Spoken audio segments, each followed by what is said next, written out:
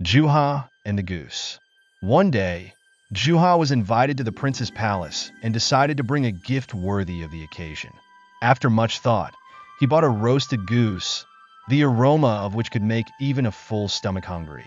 He carried the goose on his shoulder and set off for the palace.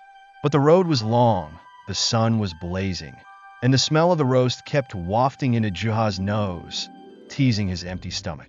He tried to resist, but it was no use. After thinking for a moment, he said to himself, "Well, the prince won't notice if one leg of the goose is missing. The goose has two legs, and I have one empty stomach. Fair enough, right?" Without a second thought, he grabbed one of the legs and ate it. After finishing, he wiped his mouth and said happily, "Delicious. The prince should thank me for ensuring the goose is of the finest quality." When Jouha arrived at the palace, he proudly presented the roasted goose to the prince.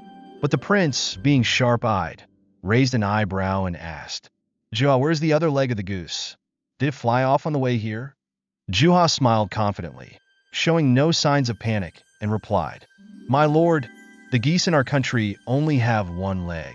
If you don't believe me, I can show you." Jouha led the prince to the palace window, where a flock of geese was resting by the lake. As is their habit, each goose stood on one leg while relaxing. Pointing to them, Jouha said, "See, my lord, all the geese here have only one leg. It's perfectly natural." The prince chuckled slyly and ordered one of his guards to wave a stick at the geese. As soon as the guard did, the geese scattered and began running on two legs. The prince smiled triumphantly and said, "Now do you see, Jouha? Geese have two legs, not one, as you claim." But Jouha was not one to be outwitted. With a sly grin, he looked at the prince and said, "Ah, my lord, the stick works miracles. If someone were to wave a stick at me, you'd see me running on all fours."